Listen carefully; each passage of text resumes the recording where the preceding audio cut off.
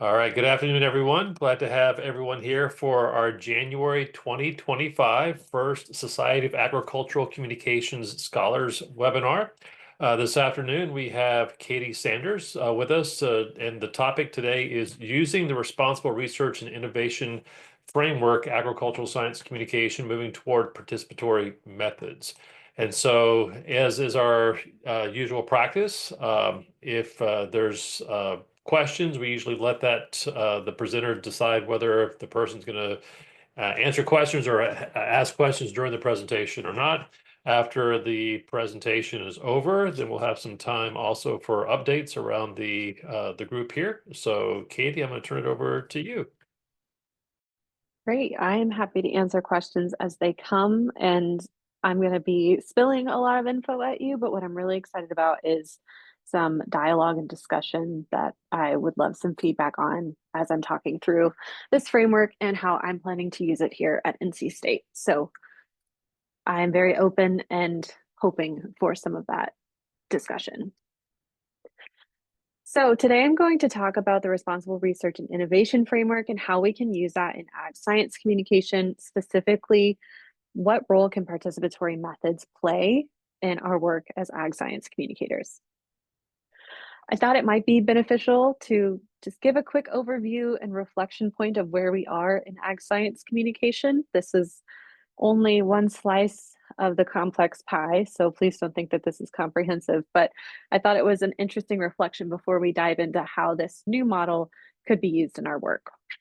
So from the resource that Dr. Telg and company has distributed to us, something I used to teach in my courses, we know that our ag comm discipline really is defined as that exchange of information about ag and natural resource industries through media, like newspapers, magazines, all of these things to reach appropriate audiences.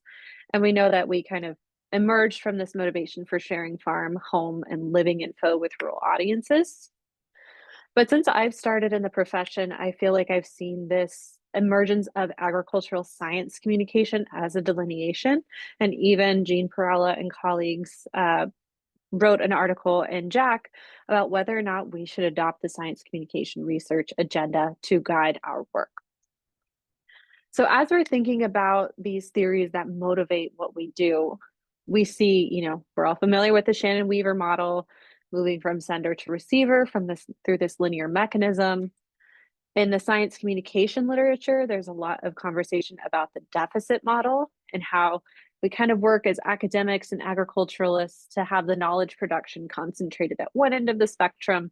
And through communication and education, we're sending that out to this mass audience where we're assuming an illegitimate knowledge or an illiteracy about the topic at hand. And while this is not communication specific, oftentimes this works with the assumption that this is an undifferentiated public that we're sending out this information to. And we communication scholars know that that often does not work. We also are very familiar with Rogers' diffusion of innovation theory, going through the innovation decision process. And again, we're seeing this linear progression through knowledge, persuasion, decision, implementation, and confirmation. And this is one of our major theories that we use when we talk about innovations. And innovations specifically are really central to the work that I do in communication. We also see theories like agenda setting and framing that have traditionally talked about gatekeepers in the media, how that media agenda influences the public agenda and even the policy agenda. And again, we're seeing these linear mechanisms of how our communication moves or diffuses through the population, or the assumption that we have that this is a linear movement strategy. So as we're thinking about some of the undermining theories, just a few, just scratching the surface of our discipline. When I started my job here as an extension specialist, I really needed to think, how do I create a communication extension program that differs from what our communications office can offer, but also meets the current moment of what literature states is best practice for communicating science, specifically agricultural science, and working in the social media era, which we know has destabilized a lot of the traditions and assumptions we've had in communication. We're sitting in an age of distrust, which means that we really need to understand the societal challenge of misinformation or literacy around scientific information. But we're also met with this declining trust in institutions writ large. So, science, government, higher education have been in declining trust since 2016, hit some peaks between 2020 and 2023. And then only recently in 2024, we saw a little bit of an increase in that trust in institutions go back up to what they were in pre pandemic levels. So, all of this kind of points to the idea that there is a need for new modes of communication, especially when we're talking about agricultural innovations. We know that these deficit models and knowledge transmission models are limited in how they impact behavior, and emerging literature, especially in the science communication realm, points to more participatory modes of engagement and communication being more effective for long-term adoption. As we think about what this means, I really like this image from Metcalf in 2019. It demonstrates what are the areas of opportunity for how we think about communicating science. And traditionally, we've often operated in this deficit mode. It's the easiest mode, especially to write into some of the grants that we do. Like, we're going to disseminate information, educate about best practices, and promote specific information. This is generally resonant of that linear mode of communication between scientists and the public, the consumer, the end user, whoever you want to put there. Metcalf kind of argued that there are iterations of becoming more participatory, and this moves to having dialogue based forms of communication where there's this two-way feedback between the scientist and the public. And we know that two-way feedback is a critical piece of a lot of our communication theories, but sometimes can be difficult to achieve in practice. And so sometimes we're looking at how do we foster conversations and even debate around these topics. And as we're looking to the most types of interactions, we're looking at this more systemic participatory model where stakeholders are invited to do, deliberate, and decide on the fate of whatever topic you're wanting to discuss, communicate, and engage around. We know that participatory science communication is increasingly necessary to enhance both stakeholder, end user, or consumer buy in to the innovation adoption process. Also, as we move toward more participatory models of communication, this can strengthen our credibility and trustworthiness as scientists, as communicators, but also as agricultural developers and regulators, specifically in the ag biotech space or around controversial issues. But these participatory models take a lot of work, they take a lot of capacity development. So there needs to be new initiatives that help develop these capacities for scientists, ag communicators, students, and others to facilitate this type of engagement. As we're thinking about this dialogue-based model for communication, we're seeing increasingly that literature is pointing to these deficit models as obsolete. And we know that scientists should provide more than just expert knowledge to the public. Within these dialogue models, we see non-scientific forms of knowledge becoming of equal value. So things like cultural knowledge and experiential knowledge that are valued just as much as expert knowledge. And this can further complicate the process that we're used to seeing as providing expert information. But what it does require of us as the experts in this model is to share and seek input from others, listen and learn from this input, and invest in the relationships that we have with stakeholders, and really centering relationship building as a key form of engagement and communication. When we're talking about emerging agricultural technology, and specifically in the agricultural biotech space where I spend a lot of time, there's a need to facilitate communication and engagement around emerging biotech, especially as we look at lessons learned from the introduction of innovations like genetic modification. We also know that dialogue has the opportunity to enhance public acceptance of technologies through anticipating and saving space for public input. And this is a way to help anticipate those unintended consequences of an innovation that Rogers describes in the later chapters of his diffusion of innovation theory. We see that literature points to a need for active engagement with stakeholders, consumers, and end users to enhance not only our communication efforts, but the potential buy-in to those innovations, as well as helping individuals make informed decision making about the products that they buy at the grocery store. So, as we're reflecting on where we've come from, specifically some of these models that have the linear communication push, we're also faced with the task of, is it meeting the current moment, but is it also relevant to the work that we do? In what ways are our theories meeting the current moment? And in what ways do they need a little bit of adjustment, especially in the social media era, where we not only have two-way communication, but multiple systems of communication, echo chambers where people aren't even getting access to information because of the algorithms that are working. So this is just democratized a lot of information, but also complexified the information environment and challenges us as communicators to think about how we can be equitable in the way that we deliver information, but also relevant to understanding the potential pitfalls of misinformation and what impacts that has on the innovation process. As we think about communication in the modern era, we know that there are controversies in ag that kind of come to front of mind when we think about consumer input in the innovation process. We see Prop 12 as one of the biggest current issues where the public desire for humane living conditions has informed the policy and legal environment, often in contradiction to what we have as scientific evidence for best practices.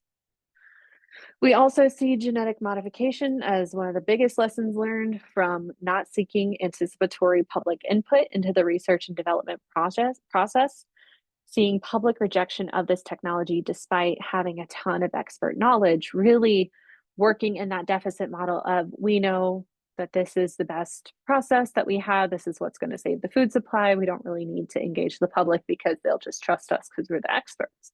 We know that that doesn't work. So the ramifications for future technology, including genetic engineering for combating food insecurity and climate change, there is a necessary change to have these future innovations be accepted, but it takes a lot more planning and engagement efforts on the front end to really reach that. So I'm sitting with all of these concepts as a fresh extension specialist, thinking about my work in the innovation space, thinking about the ways that we've communicated before, where we need to go, and what mark can I have on the agricultural communications discipline. And luckily, in my time here at NC State, I was able to connect with some colleagues from the science and technology studies discipline, which was new for me. But from those interactions, I learned about a new framework that really met a lot of the innate feelings I had about these innovations, but had never had the vocabulary to put forward. So, this is where I found the Responsible Research and Innovation Framework, which consists of 4 phases: anticipate, reflect, engage, and act. Anticipate refers to being able to describe and analyze the intended and unintended impacts emerging from the research and development process for the technology, as well as what impacts are going to happen when you implement that technology. Reflect concerns understanding the purposes and motivations underlying that tech development research, and this includes highlighting potential areas of ignorance. What are the driving assumptions that you have?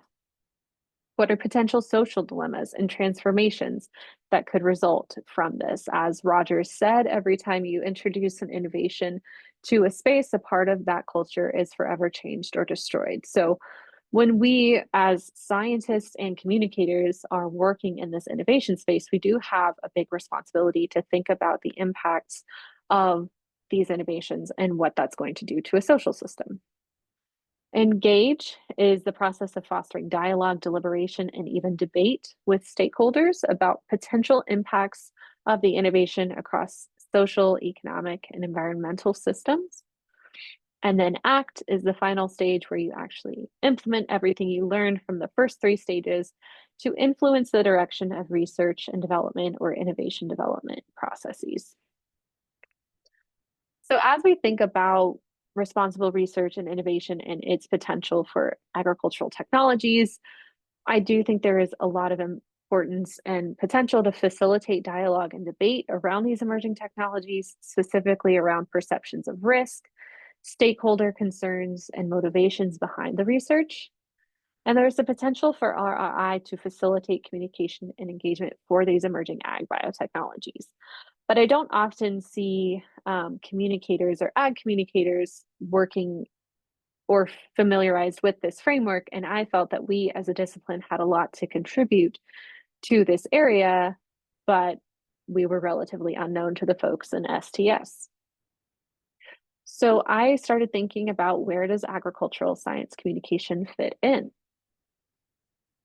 As someone who works at a land grant institution, I was really motivated by the fact that our stakeholders include those who make an investment in land grants, those taxpayers who then are funding the research and development processes that are happening at land grants, and even the communication work that's happening. And we also know that misinformation in social media makes it difficult for the public to discern credible versus non-credible sources.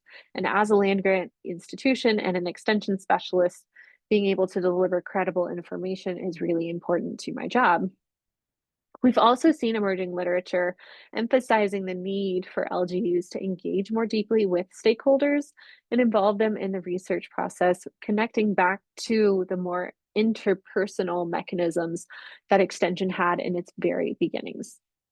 So all of this considering, how can we bridge the research and development process with the end user to anticipate those unintended consequences, to facilitate trust and dialogue, as well as getting back to the founding and core principles of cooperative extension? I really wanted to create a program that used outreach and extension to enable engagement as a form of communication. Going back to this slide, when I'm reading these responsibilities of experts that are needed to engage in these dialogue models, I'm seeing sharing input, listening, and relationship building.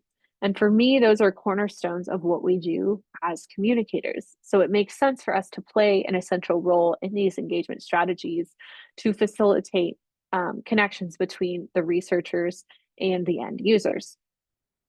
So as I'm thinking about what program I want to develop, I wanted to do something that was unique, but also addressed this emerging capacity need. Thinking about extension, again, we know that we've played a historical role in answering questions about the food system to clients, but there's also a need to adapt extension program models to fit the current information environment, or the infodemic that we're existing in, especially in the wake of the COVID-19 pandemic. And I see extension and ad communicators having a large potential to serve as this bridge between R&D and the end user, but significant capacity development is needed. So I'm finding myself more and more thinking about, how can we enhance extension's role in the public sphere to influence trust in agri-food science. So this is where I'm really excited to have some dialogue and discussion about this proposed model that I've developed, influenced by the Responsible Research and Innovation Framework, and thinking about how we can enhance extension's capacity to do engagement as communication. So here you can see the 4 aspects of RRI: anticipate, reflect, engage, and act. And the goal of this is to use RRI to enhance engagement with stakeholders and consumers through that 4-stage process. We also see feedback mechanisms that are important and pulled from many of our foundational theories to build that bridge between the R&D process and end users, stakeholders, and consumers, all consolidating around this issue of public trust. You see components of systems. So thinking about the potential impacts of innovations across systems components, including social, environmental, economic, and political. And this can really be pulled from a diverse conversation with stakeholders from the various industries and sectors that are involved with these systems. And then finally, thinking about the structures that influence not only public trust, but public discourse, and then the eventual material and policy consequences of those discourses. And recognizing that the public discourse and the macro structures of our society, such as institutions, regulatory processes, etc., are mutually dependent. So as I'm planning this program and expanding what agricultural communicators can do using this responsible research and innovation framework, my programmatic goals include helping examine public trust in agri-food systems through mixed method monitoring of consumer perceptions and proactive communication around emerging issues and technologies, enhancing Extension's role in the research and development process, and public trust and acceptance of agricultural technologies through having agents facilitate research, conduct outreach within their districts, counties, and communities. And I'm sure many of us also recognize that there is a need for social scientists and communicators to play a larger role in the research and development process, but often we're asked in at the very end of project development because they need a sociologist or a communicator to check a box on their grant proposal. And so hoping to leverage the greater grant needs for our kind of work, I'm hoping that we can play a more anticipatory role in that R&D process based on our knowledge, understanding, and experiences with communicating with diverse audiences. My other goal is to increase the social, economic, and environmental sustainability of R&D and the innovations themselves through community and stakeholder engagement, increasing transparency and responsiveness in our communication, and increase the use of RRI perspectives across food systems communication and extension, enhancing the two-way feedback mechanism between R&D, expert research, and the end user, who we're hoping will eventually adopt that innovation, seeing as we usually spend millions of dollars in that development process. A couple of activities that I have done to kind of start engaging in this space include the Sustainable Agri-Food Tech Summit that we hosted in 2023 here at NC State University. And this was an opportunity to bring together stakeholders from the industry, government, nonprofits, NGOs, and academia to vision what a sustainable food system and agri-food tech system could look like. We were able to host student research and give them opportunities to get feedback on the research process from these stakeholders. We did innovative, interactive feedback sessions with folks from Bayer, Hoofprint Biome, which is a GM or a GE startup here at NC State. And we had questions where people could actually put real-time feedback of the excitements and critiques they had of these innovations and give the innovators a chance to respond in real time. And we also hosted stakeholder engagement focus groups where all the stakeholders that we intentionally invited across diverse groups and backgrounds were able to collectively contribute to what this visioning process looked like. Our infrastructure here at NC State also provides a lot of opportunities to think about interdisciplinary work and leveraging the disciplinary strengths that we have through different centers at the university. We have the Plant Sciences Initiative, which is an interdisciplinary initiative focused on enhancing plant improvements, resilient ag systems, and ag bioscience.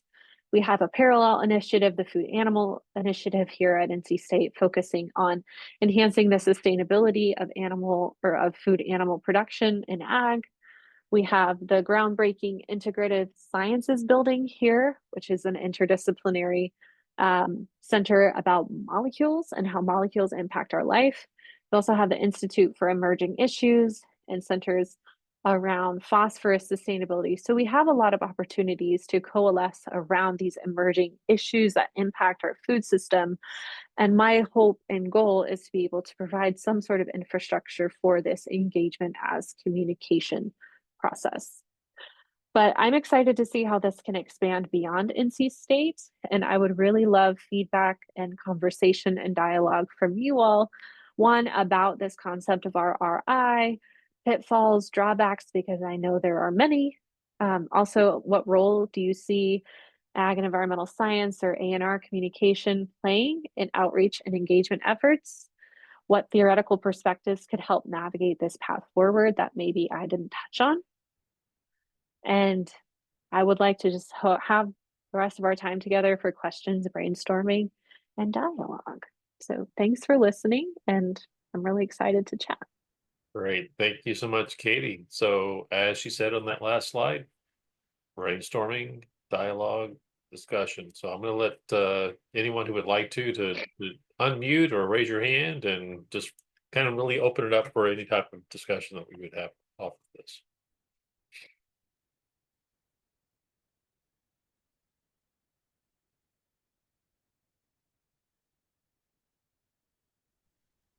I have more of a question.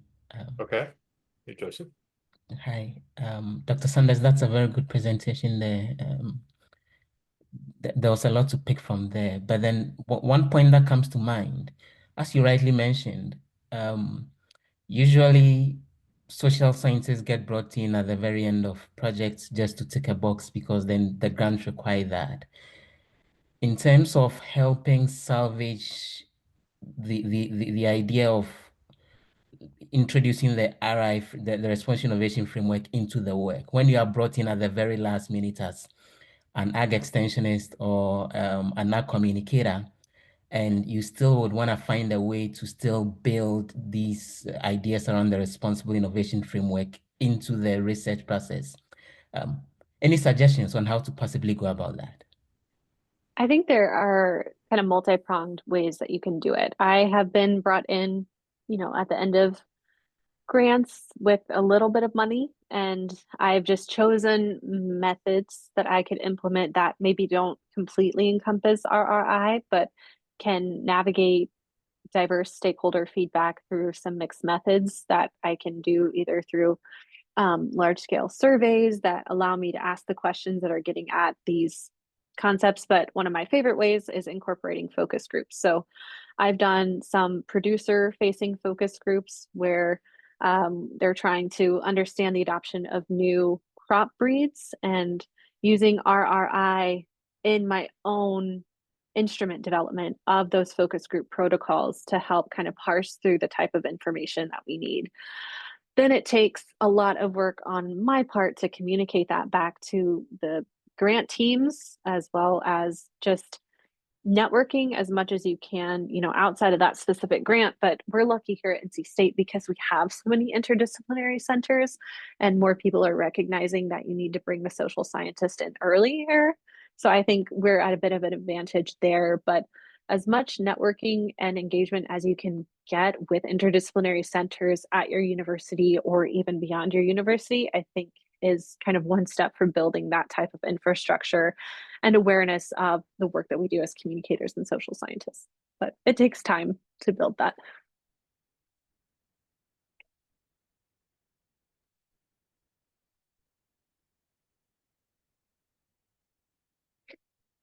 Dr. Sanders, this is Kelsey Hall at Utah State University, and I really appreciated sharing your model of research in science communication. I have similar interests because our state works with an Institute for Land, Air, and Water, but it's only with our College of Natural Resources and involves only one social scientist in the entire university who is in that college. And I would love to expand on that because one way I've been working as a social scientist is looking at how our public, but also our government agencies are having conversations and changes in our technology and practices for wild horse management and in drought in our Western region, because those are two major topics that are constantly in our 10 states that are in that Western region, and especially like the Colorado basin, the river basin, and the areas where there's this issue of food production with our cattle and sheep, and then wild horse or feral horse areas, and conflicts between agencies, the public, and farmers and ranchers and environmentalists. And so I would love to learn more from you about how you developed these wonderful partnerships and relationships, because I'm finding that even if I have meetings, they don't always see a need for that social scientist coming in from the beginning. It's like, we'll have you produce our content. We'll have you create fact sheets, websites, because I had an extension appointment and I was doing extension communications in local regional food systems, but they don't come to us at the beginning of the adoption of the process, or even thinking about public's perception of something so new, it could be controversial. Right. How have you created some of these topics? How have you like gone to your centers? How have you presented your ideas and formed these relationships? Because maybe it's just me needing to think outside the box of how do I share my story, or how all of us could share our story better so we could. Yeah, that's a great question. And definitely it's still emerging for me. I'll again say NC State is really fortunate in the pre-existing centers and relationships that we have on campus. We have really strong relationships with our research triangle that has a lot of startups. And so within the industry perspective, both the traditional ag industry as well as the startup culture, we have a lot of strong relationships. And what we have done so far, and I would say probably limited in the government space, but we're more, that's just who responded to our invitation for participating, is we had this open call and we stated from the beginning that we're seeking diverse feedback and we want as many people as possible who are impacted by this, farmers, ranchers, consumers, NGOs. We just had that open call. And moving forward, I know that that is something that we need to continue working toward. And as we're developing the outputs for these type of engagement strategies, that's when I would probably think about moving toward the policy realm and connecting with our state legislative staff and thinking about, here are the outputs that we have, but that's kind of a work in progress right now. So I don't have great ideas for what I've done, because it sounds like, I work in this space with gene editing most of the time, and all those relationships were pre-established. I haven't had to kind of navigate and develop those myself, and I see that as an area I'd really want to explore with this model, and how we can kind of develop those capacities as well, because controversies are when things can kind of fall apart and people want to shy away from it because they don't want to go viral for the wrong reason. But I'd love to explore that too and just continue that dialogue.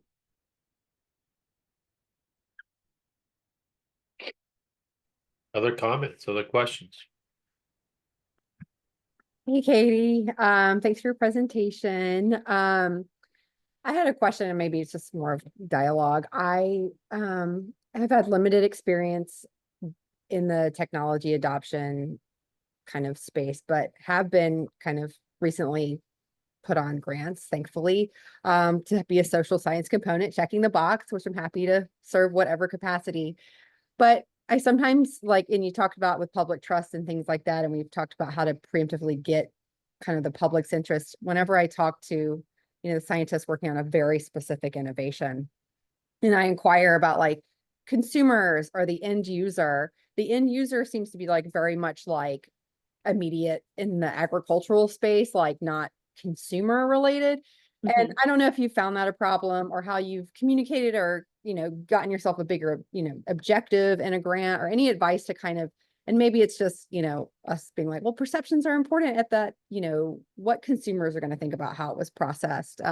But if you can just speak to if you've had any experience navigating those conversations, or I don't know, had similar experiences with being well, that's not what we're looking at. That's not important. We just want to know if this adoption is going to be adopted by packing houses, Yeah, I definitely have seen that. I've also seen the kind of brushing off of consumers as well, of, well, they're just going to have to adopt it because otherwise they're not going to have any food in 20 years.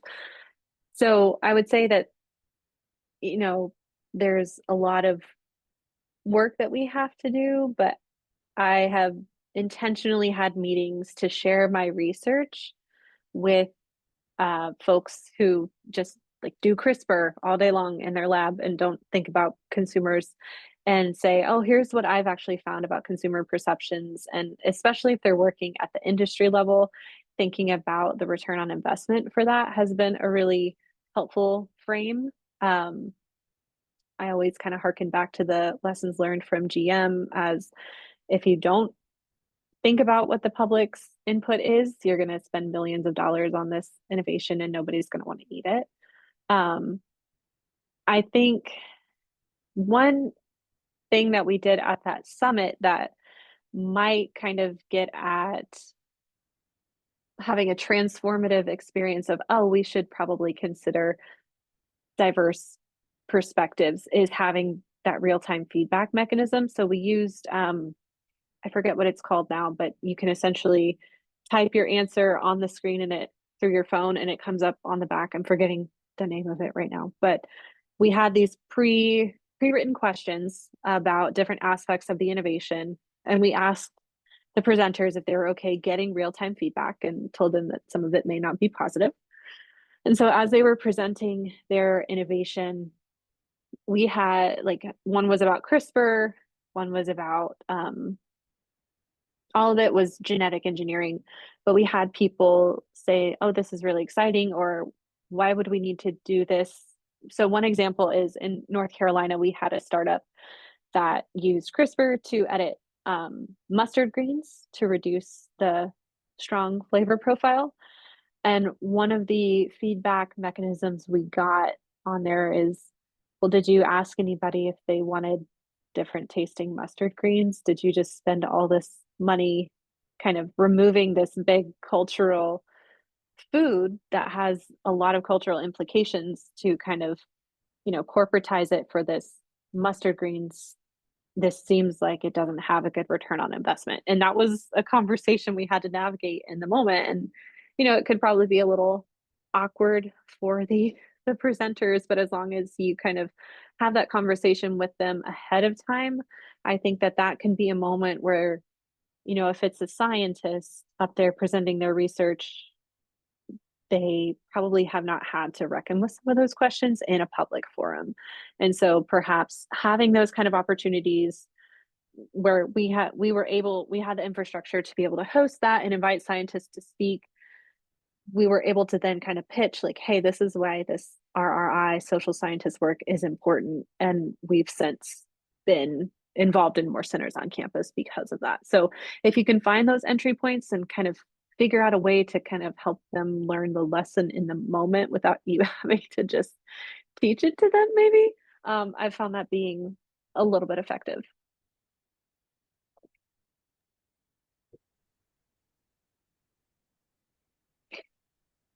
Other comments or questions or dialogue for Katie?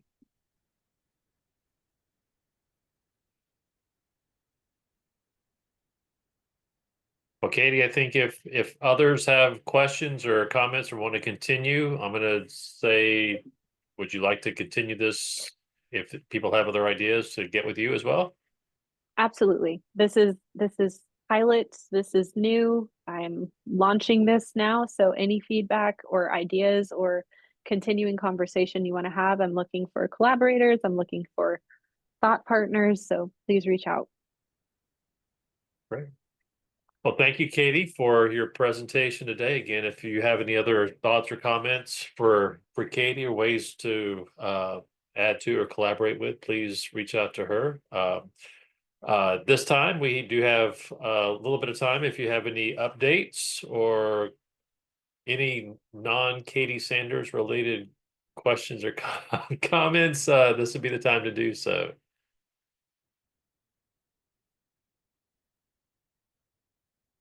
Okay, hearing none. For those of you who will be at either the Southern Association of Ag Educators Conference and or the National Ag Communication Symposium this coming weekend in Irving, hope to see folks there, have an opportunity to talk with everybody. Some of you I think will be there too.